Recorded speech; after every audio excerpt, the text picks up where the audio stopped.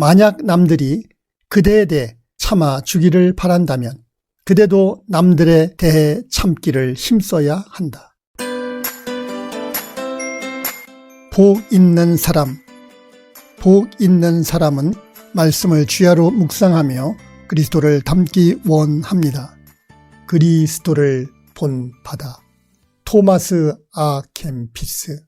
제2권 내적인 일에 관한 권고 3장 선한 화평의 사람에 관하여 그대는 자신의 행위에 대해 변명하고 호도할 줄은 알면서도 남의 변명은 잘 받아들이려 하지 않는다. 그대는 마땅히 자신의 잘못은 질책하고 형제의 잘못은 덮어주어야 한다. 만약 남들이 그대에 대해 참아 주기를 바란다면 그대도 남들에 대해 참기를 힘써야 한다. 보라, 그대는 참된 사랑과 겸손으로부터 얼마나 거리가 먼가. 참 사랑과 겸손은 남들에게 화를 내거나 노여워하지 않고 오직 자기 자신에게만 화를 낸다. 착하고 고상한 사람들과 교제하는 것은 그다지 대단한 일이 못 된다. 왜냐하면 이러한 교제는 모든 사람들에게 있어 당연하게 즐거운 일이며 또한 모든 사람들이 자기와 마음이 맞는 사람들과 사이좋게 지내며 서로 사랑하기를 원하기 때문이다. 그러나 완고하고 심술궂은 사람과 혹은 마음이 혼란하고 자신을 반대하는 사람과 평화롭게 살 수 있다면 이는 크나큰 은혜요 사나이다운 치하할 만한 일이다. 여러분들은 누구와 마음에 있는 이야기를 나누고 싶어 하십니까? 여러분들의 말을 잘 들어주는 사람입니까? 아니면 완고하고 심술궂은 사람들과도 대화를 하고 싶나요? 오늘 주제를 말하는 저도 솔직하게 착하고 내 말을 잘 들어주는 사람과 대화를 하고 싶습니다. 나에 대해 반대하고 심술궂은 사람과는 말을 하기가 쉽지 않습니다. 토마스 아 켐피스는 이렇게 말합니다.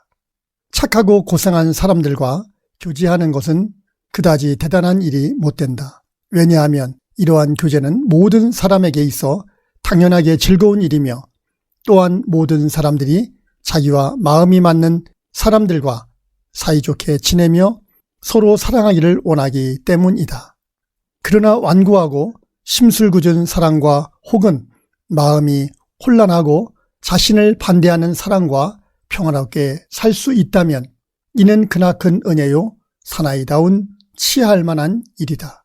토마스 아 켐피스는 사이좋은 사람들과 사이좋은 것은 당연한 것이라고 말합니다. 그렇겠죠. 그러면서 완고하고 심술궂은 사람과 혹은 마음이 혼란하고 자신을 반대하는 사람과 잘 지낼 수 있으면 크나큰 은혜라고 말합니다. 예수님의 말씀 가운데 유명한 말씀이 있죠. 원수를 사랑하라. 누가 그렇게 할 수 있을까요? 그래도 그렇게 살려고 실천했던 사람들이 있습니다. 저걸 도움자로 만든 사람들입니다. 사람들이 미국의 대통령 링컨을 많이 이야기하는 이유가 있습니다. 그는 적을 포용한 대통령이다. 이렇게 말합니다. 링컨은 강력한 라이벌을 자신의 충실한 조언자로 만들었습니다. 그가 바로 에드윈 스탠턴입니다. 링컨은 그에 대하여 이렇게 말합니다. 스탠턴은 나를 무시한 사람이 맞다. 하지만 나를 수백 번이고 무시하면 어떠냐. 스탠턴은 사명감이 투철한 인물이고 국방부 장관의 적임이다. 그래서 링컨은 스탠턴을 국방부 장관에 임명을 하게 됩니다. 국무장관을 임명한 윌리엄 스워드도 마찬가지였습니다. 링컨의 라이벌이었습니다. 그는 좋은 집안에서 공부도 많이 한 사람이었습니다. 어리고 젊은 시절 자신에 비하면 그는 부유한 가정이었습니다. 그를 국무장관에 임명했습니다. 또한 재무부 장관 세먼 체이스도 링컨을 비난하고 무시했지만 그를 재무부 장관에 임명했습니다. 링컨은 매일 정적, 반대파, 급진파 등을 가리지 않고 만나 그들을 설득했고 그들을 이끌었습니다. 그래서 사람들은 링컨을 많이 말하는 것입니다. 그러나 더 중요한 것은 그들이 링컨의 적이기는 했으나 그들은 그들 나름대로의 소신을 가지고 있었던 사람들임에는 틀림이 없었습니다. 그래서 링컨이 그들을 등용한 것입니다. 물리적으로는 적일 수 있어도 하나님 앞에서는 부끄러움이 없는 사람이 되어야 할 것입니다. 또한 그런 사람을 설득하여 함께 걸어가야 할 것입니다. 한국의 손양원 목사님은 자기 아들 손동신을 당시 우익단체에 소속됐다는 이유로 안재선에 의해 사형되어 두 아들을 잃었습니다. 손양원 목사님은 아들을 죽인 안재선이 후에 다시 사형에 처해질 때 그를 찾아갔습니다. 그리고 이렇게 말합니다. 너의 과거의 죄는 기억 안 할 테니 하나님 앞에 잘못을 뉘우치고 예수를 믿어 훌륭한 일꾼이 되어다오. 안재선은 감사함, 미안함, 죄송함 등 복잡한 감정을 느끼고 눈물을 흘릴 뿐 아무 말도 하지 않았습니다. 그렇게 하여 손양원 목사님은 그를 양아들로 삼았습니다. 그들은 어떻게 그렇게 살 수 있었습니까? 성경은 말합니다. 요한일서 4장 8절 사랑하지 아니하는 자는 하나님을 알지 못하나니 이는 하나님은 사랑이심이라.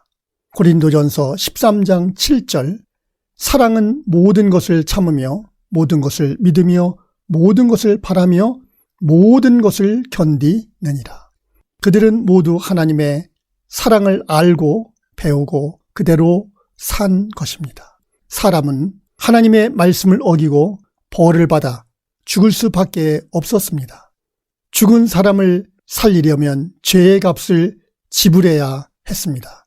그 일이 그리 쉬운 일은 아닙니다. 어느 누구도 그 일을 할 수 있는 사람은 없었습니다. 그래서 하나님은 죄의 값을 지불하기 위해 하나뿐인 아들 예수 그리스도를 이 땅에 보내셨습니다. 그리고 고난을 받고 십자가에서 죽게 하셨습니다.